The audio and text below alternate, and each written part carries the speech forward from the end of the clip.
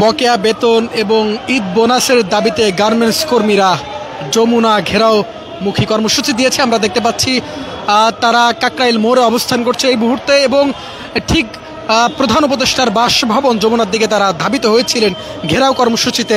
এবং প্রতিমধ্যেই আমরা দেখতে পাচ্ছি সেই তাদের এই আন্দোলনকে কেন্দ্র করে এখানে বিজিবি এবং বিপুল পরিমাণ পুলিশ মোতায়েন করা হয়েছে।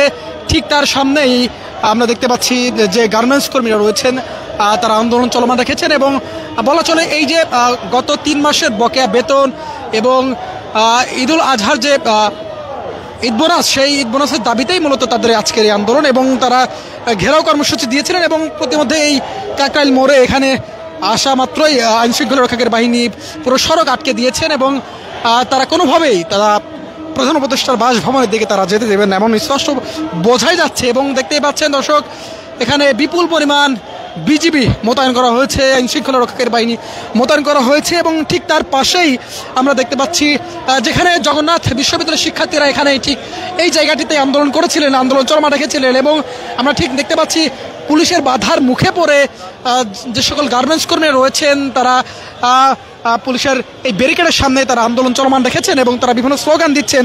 আমরা ইতিমধ্যেই দেখছি যে তাদের এই আন্দোলনকে ঘিরে কঠোর নিরাপত্তার জোরদার করা হয়েছে।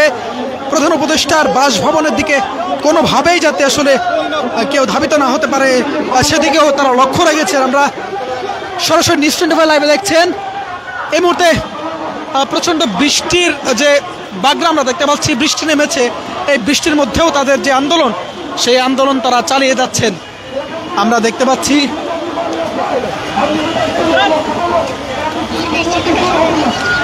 দর্শক তাদের যে ঘেরাও কর্মসূচি, সেই ঘেরাও কর্মসূচিতে ইতিমধ্যেই পুলিশের যে বাধা, সেই বাধা তারা পেয়ে তারা এই যে কাকরাইলের এই জায়গাটিতে তারা অবস্থান করছে। এবং আমরা দেখতে পাচ্ছি তারা বিভিন্ন স্লোগান দিচ্ছেন, তাদের দাবি দেওয়া মূলত যে গত 3 মাসের যে বেতন বকেয়া রয়েছে এবং আগামী ঈদ বোনাসের যে দাবি, সেই দাবিতেই মূলত তাদের আজকের এই ঘেরাও কর্মসূচি। এবং